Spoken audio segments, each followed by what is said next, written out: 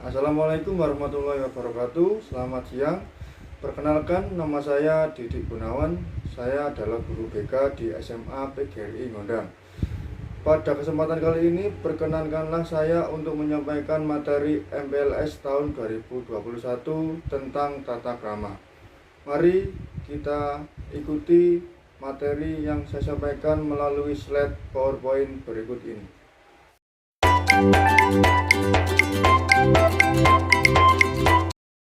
Baik, terima kasih anak-anak.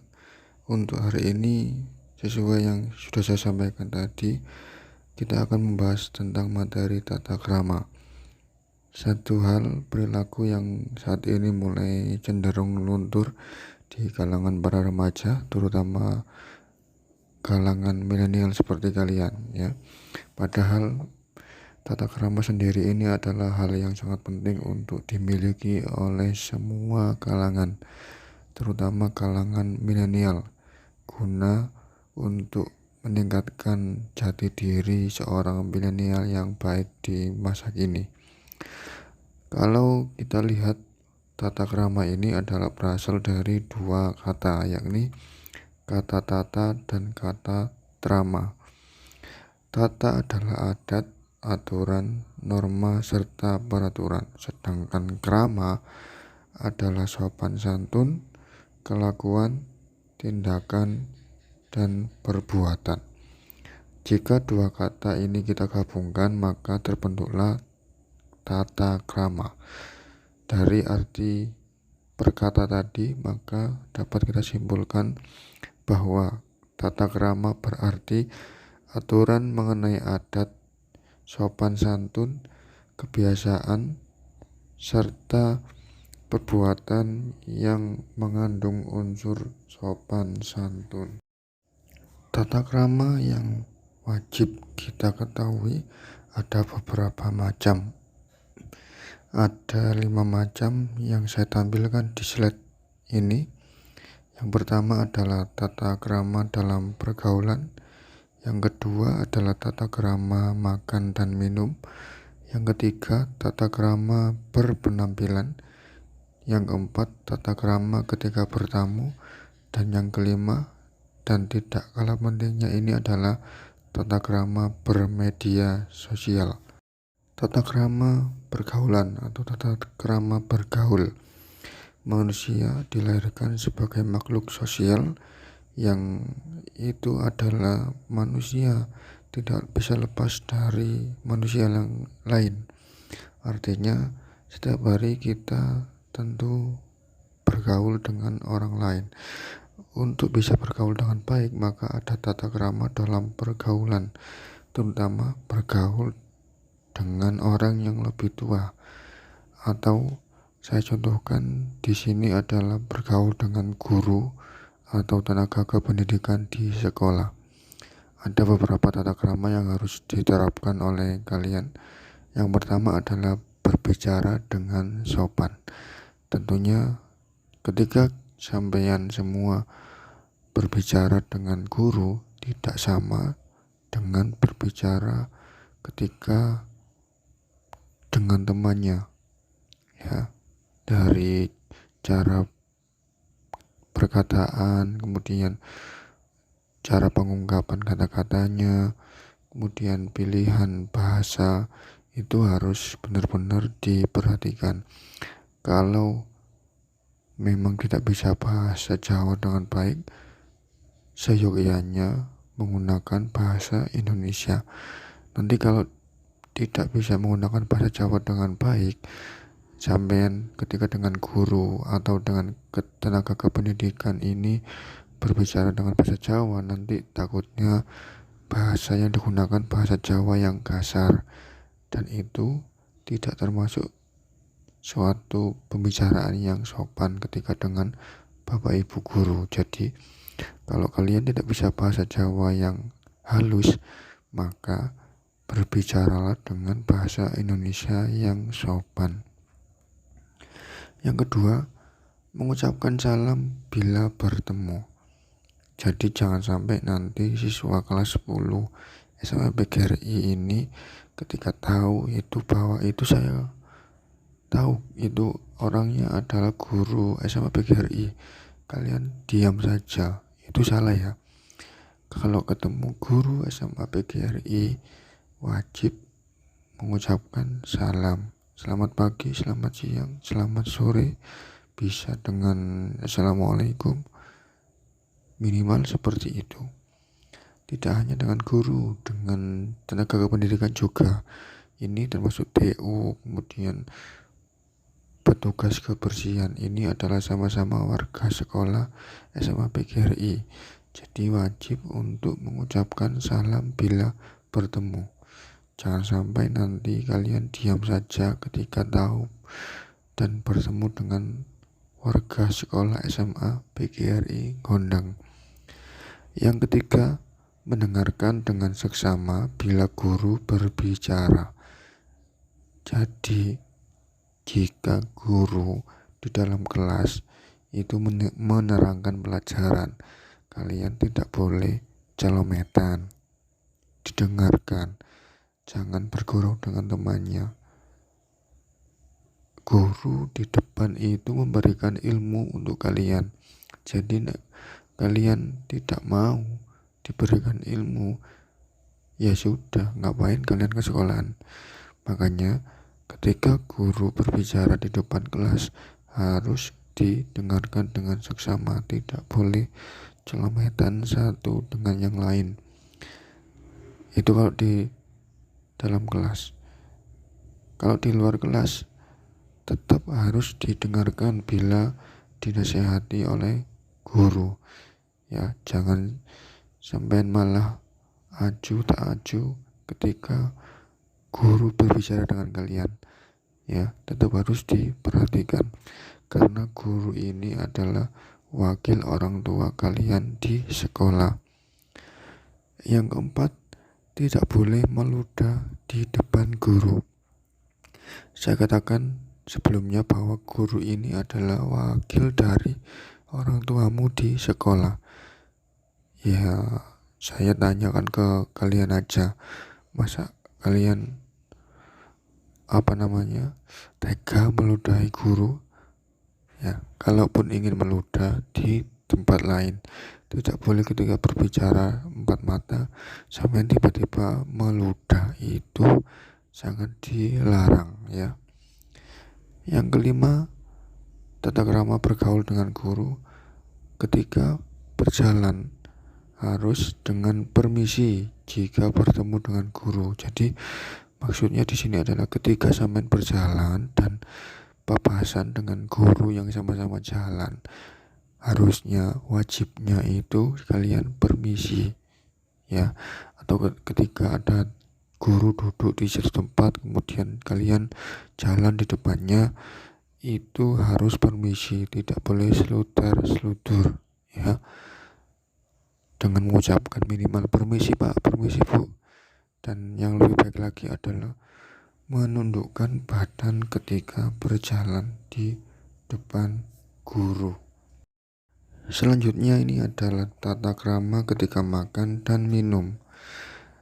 Ternyata makan dan minum itu juga ada aturannya. Kenapa? Di agama juga disebutkan makan dan minumlah dengan baik. Untuk apa? Untuk kesehatan, supaya kita makan dan minum itu tidak diikuti oleh setan. Makanya di sini saya sebutkan bahwa ada tata krama ketika makan dan minum. Yang pertama, pasti wajib harus membaca doa sebelum makan. Minimal kalau beragama Islam, bismillah. Ya, minimal itu. Kalau memang tidak bisa doa sebelum makan, minimal wajib bismillah. Kalau yang agama lain bisa disesuaikan dengan ajaran agamanya ya. Supaya apa? Supaya makanan dan minuman kita ini mendapatkan keberkahan, sehingga hal-hal yang masuk ke perut nanti hal-hal yang berkah, yang menyehatkan badan. Yang kedua, cicipilah makan dan minuman dengan tidak bersuara. Ya, ketika makan dan minum itu kalau kita melihat hewan, bebek, sapi, kambing itu ketika makan itu mesti ada suaranya. Mesti ada suaranya. Nah, sekarang saya tanya, apakah kalian mau disamakan dengan hewan ketika makan yang ada suaranya? Tentunya tidak mau kan ya?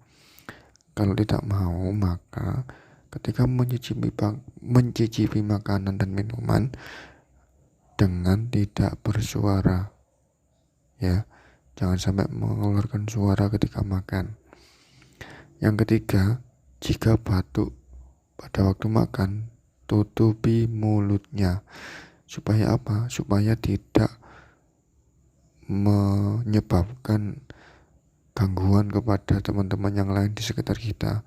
Coba kalau sampai makan kemudian batuk, makanannya kan pasti keluar. Nah, mengantisipasi makanan itu keluar ke teman-teman atau lingkungan sekitar atau keluarga, jadi harus ditutupi ketika makan. Dan saya tambahkan lagi, lebih baik ketika makan dan minum itu harus sambil duduk sesuai dengan ajaran agama, agar makanan dan minuman yang masuk ke tubuh kita ini adalah makanan dan minuman yang benar-benar sehat dan berkah untuk kita. Di slide yang selanjutnya ada tata krama berpenampilan. Kalau kita sering mendengar pepatah orang Jawa mengatakan aji ning raga saka busana.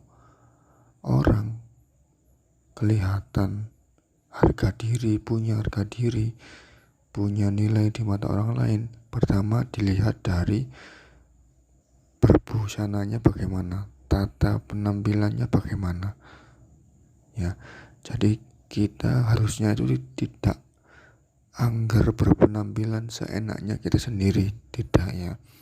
Ada tata caranya, tata kramanya, sehingga kita itu berpenampilan dilihat oleh orang lain itu seneng gitu ya, orang lain lihat kita, oh siswa PGRI rapi-rapi.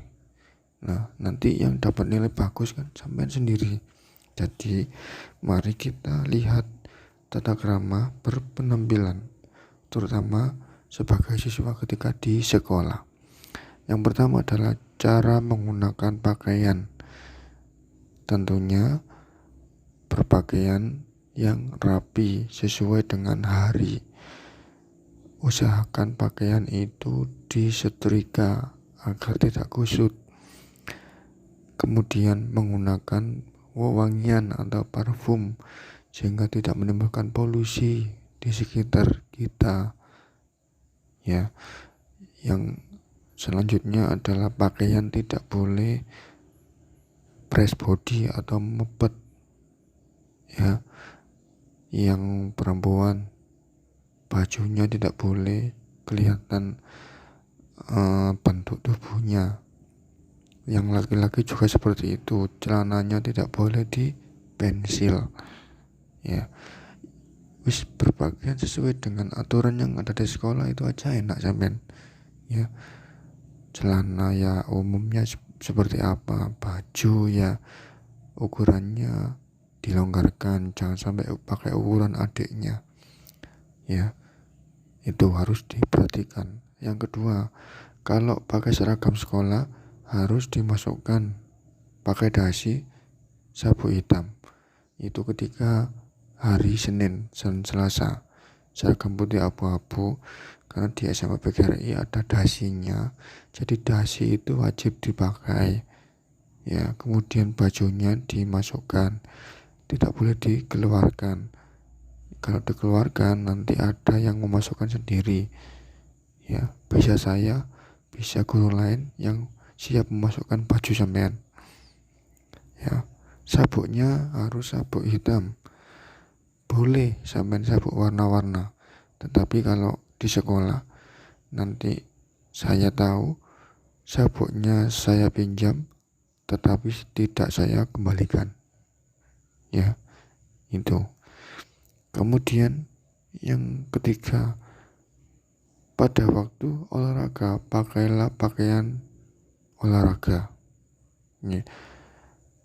sesuai dengan jadwal. Kalau misalkan jadwalnya olahraga, ya pakai olahraga, jangan pakai baju seragam. Tetapi kalau misalkan hari Senin sampean ada jadwal olahraga dan jadwalnya itu jam ketiga atau jam keempat, tidak boleh dari awal itu sampean pakai baju olahraga. Harusnya dari rumah baju olahraganya itu dimasukkan di tas.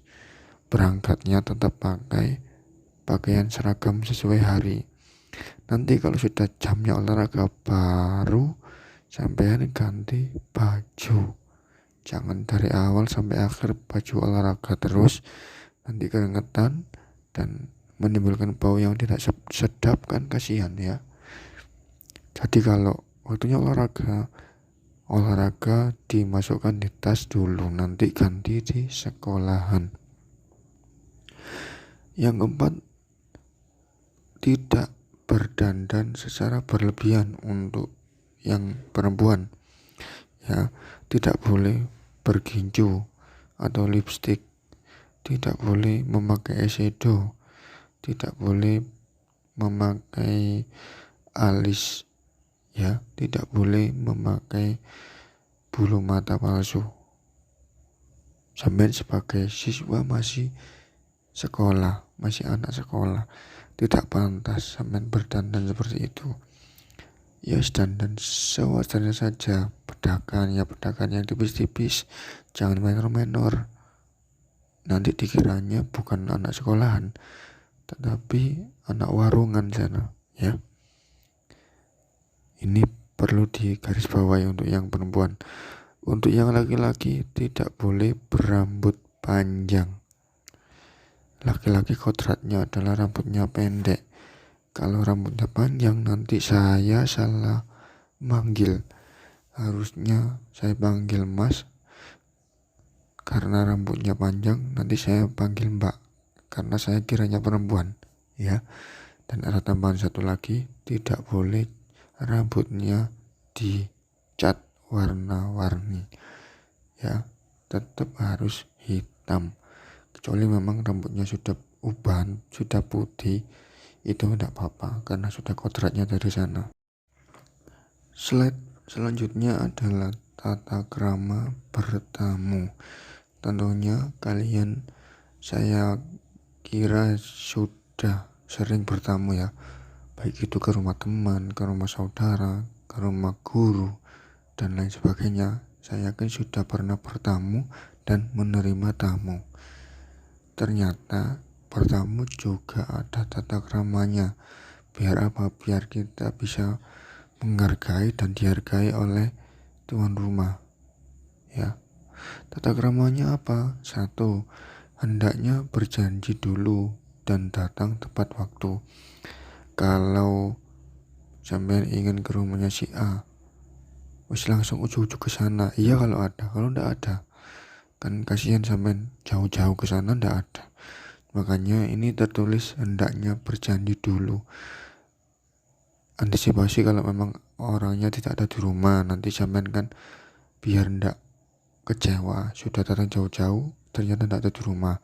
Kalau janjian terlebih dahulu kan tahu, oh ini sedang ada di rumah, oh ini tidak ada di rumah, jadi kita tahu timingnya untuk berangkat itu iya apa enggak kalau sudah ada janjian. Dan kalau sudah janjian jam 7, ya sudah sampean usahakan jam 7. Jangan janjiannya jam 7 sampean datang jam 8, jam 9. Ini sampai ngantuk-ngantuk. Belum lagi nanti kalau orang itu ada kegiatan lain karena menunggu sampean yang tidak kunjung datang di PHP, jadi berantakan semua acaranya. Jadi usahakan datang tepat waktu sesuai janji yang ditentukan di awal. Itu untuk keuntungan sampean dan juga keuntungan yang di tamu ya.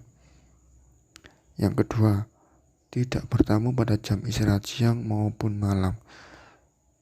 Saya kira sudah tahu jam istirahat siang itu jam berapa. Jam 11 sampai jam 2 lah kira-kira. itu jangan sampai main atau bertamu. Kasihan orangnya waktunya istirahat, capek dari pagi, ujuk-ujuk sampean ke sana. Nggak bisa tidur siang orangnya, kasihan. Ya, terus ketika malam jam 9 malam, jam 10 malam, orang waktunya tidur, seharian capek, sampean ujuk-ujuk ketok pintu, bertamu malam-malam. Jadi harus tahu waktu, boleh bertamu pagi hari, boleh bertamu sore hari, asalkan tidak ketika jam istirahat siang maupun malam. Ya, saya yakin kalian pun tidak mau diganggu jam istirahatnya. Kalau kalian tidak mau diganggu, jangan mengganggu orang lain. Ya. Dan yang terakhir adalah hendaknya tidak bertamu terlalu lama. Bertamu sewajarnya saja, kecuali memang kalau niatnya menginap sampai 2 hari tidak apa-apa. Kalau hanya sekedar bertamu, menyampaikan apa yang ingin disampaikan, ya sekedar itu aja. Selebihnya kalau memang sudah dirasa cukup, ya pulang, jangan terlalu lama. Kenapa? Karena kita kan tak tahu kesibukan orang. Setelah menemui sampean itu, orangnya kemana. Ya, jadi harus tahu diri dan tahu waktu ketika bertamu. Setelah kita mempelajari tata krama bertamu, saat ini di hadapan kalian ada slide tertulis tata krama bermedia sosial. Media sosial masa sekarang ini, saya yakin semua yang mendengarkan ini punya media sosial, minimal WA. Ya, minimal WA. Saya yakin lebih dari itu. Ada IG, ada Twitter, ada Facebook dan lain sebagainya. Saya yakin semua punya. Mirisnya, kita itu tidak tahu bahwa di media sosial itu kita tidak boleh sembarangan memainkan jari jemari kita, memainkan jempol kita. Kalau dulu ada pepatah, mulutmu harimaumu, maka zaman sekarang ini ada tambahan pepatah lagi, jempolmu adalah nerakamu. Kalau sampean tidak bisa menghandle jempol dengan baik, maka kalian akan kena getahnya sendiri. Maka kita harus mempelajari tata krama bermedia sosial. Ada beberapa macam.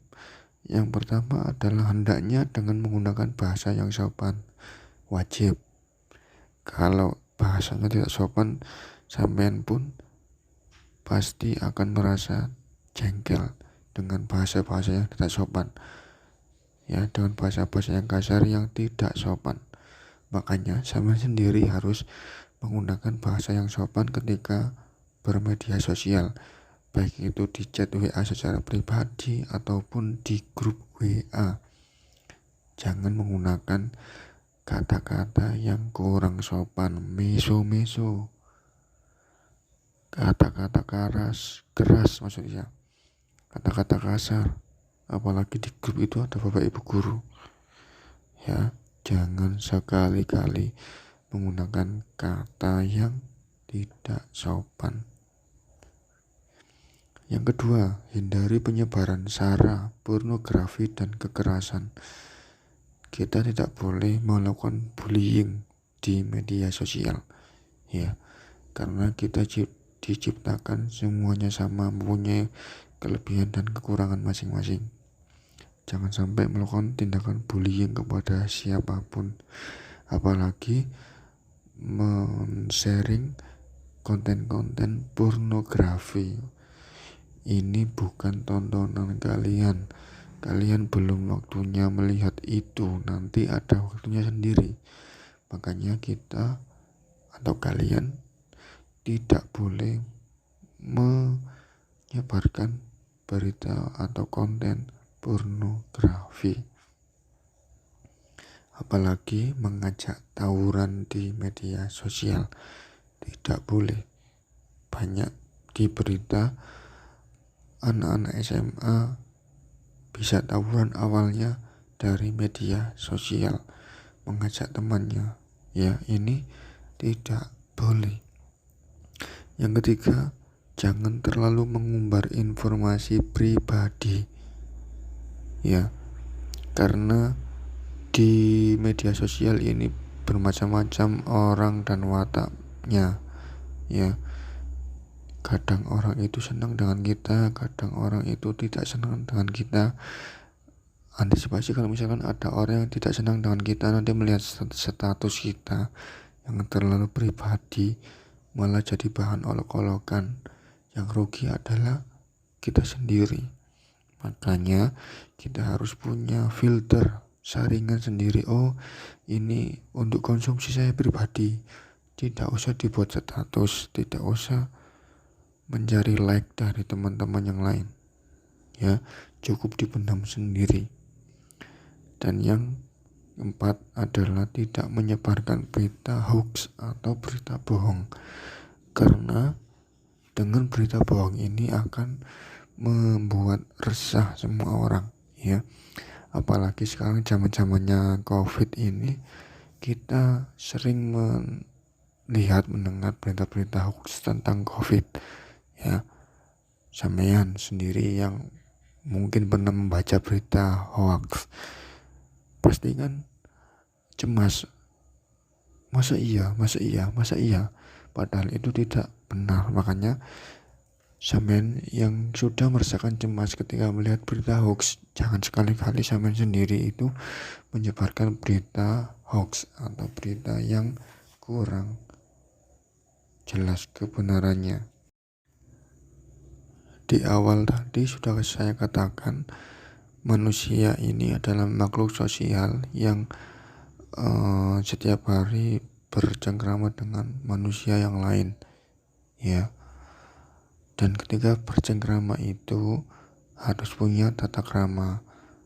Ternyata di sini tata krama itu tidak sekedar harus dilakukan. Ternyata ini ada manfaatnya. Ya, ada banyak manfaat tata krama yang di sini saya sebutkan 4 manfaat kita harus mempelajari tata krama. Oke. Yang pertama, menciptakan kehidupan yang damai, aman, dan tentram. Oke. Kalau sudah tahu tata krama, kita bergaul itu tidak seenaknya sendiri. Ya, tidak saling olok-olok, tidak saling bullying kepada sesama. Kalau sudah seperti itu, maka akan tercipta kehidupan yang damai, aman, dan tentram. Kalau sudah damai, aman, dan tentram, maka akan memperkuat jalinan kerukunan yang sudah dibentuk selama ini. Ya, jangan karena kita tidak punya tata krama kemudian saling olok-olok. Yang dulunya tidak rukun yang dulunya rukun, karena kita tidak punya tata krama sekarang menjadi tidak rukun. Ya, makanya kita wajib harus selalu memegang tata krama agar yang dulu rukun yang sekarang juga tetap rukun. Jangan sampai yang dulu rukun karena tidak punya tata krama yang sekarang menjadi tidak rukun. Yang ketiga, kalau sudah rukun terbentuk dari dulu sampai sekarang, akan memperkecil munculnya konflik di masyarakat. Tidak akan ada yang namanya tukaran ambek koncone, meneng-menengan ambek koncone karena puri-purian. Tidak akan ada seperti itu karena semua kita memegang tata krama. Kalau kita tidak punya tata krama, konflik itu pasti muncul karena kesalahan perilaku kita yang tidak ada tata kramanya ketika dengan orang lain. Dan yang terakhir, kalau kita sendiri punya tata krama yang baik, sopan santun, akan mudah kita bergaul dengan masyarakat dan mudah dikenali. Oh, itu anak kelas 1 dari PGRI ya. makanya kok anaknya kok baik, sopan, tidak neko-neko. Itu menjadi nilai plus bagi kalian ya. Nanti dilihat oleh orang lain itu dilihat yang baik-baik saja, karena mempunyai tata krama. Jadi saya pesan tata krama ini harus benar-benar dijaga, dipegang, dan dilaksanakan untuk kebaikan kalian sendiri. Demikianlah materi yang bisa saya sampaikan untuk hari ini. Terima kasih anak-anak sudah menyimak dengan baik, dan untuk selanjutnya akan ada tugas evaluasi terkait dengan materi tata krama ini. Untuk tugas akan kami sampaikan pada Google Formulir.